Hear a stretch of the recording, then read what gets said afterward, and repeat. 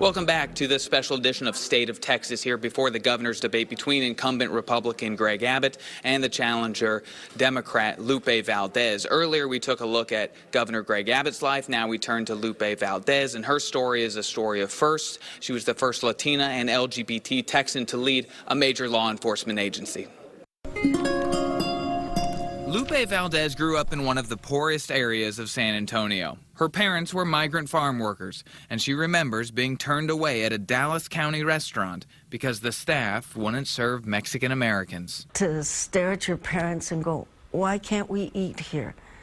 You know, and parents have to choose how they explain things to you. But one day at junior high, a substitute teacher noticed her good work and told her she could make it to college one day. I remember he used to take the bus because he came right from the other side of town, and he took the time to miss his bus schedule or whatever to talk to me so I could find opportunity. So she began riding the bus herself to a high school on the rich side of town.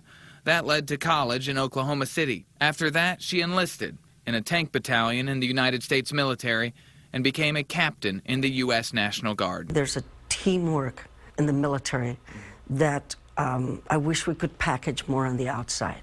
Every job depends on somebody else, and you've got to be able to work together to make it happen. She was a pioneer in male-dominated fields, in the county and federal prison systems, as an undercover federal agent tackling white-collar crimes, and as a U.S. Customs agent. You're taught that when you can't find a way, you go out and make a way, make it happen.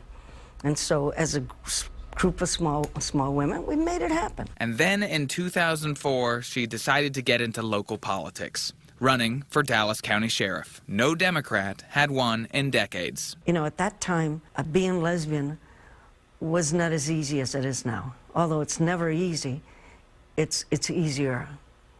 And at that time, it wasn't. And I remember several people saying to me, you know, that's the first thing that's going to come out. They're just going to smear you up and down with us.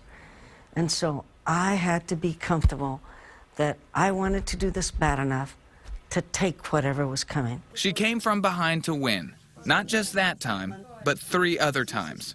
And years later, when she won the Democratic nomination for governor, she reflected on her poverty and the restaurant that turned her family away years ago. I was elected the sheriff of the same town that turned us away. And now she's again an underdog as she aims for the top spot in the state.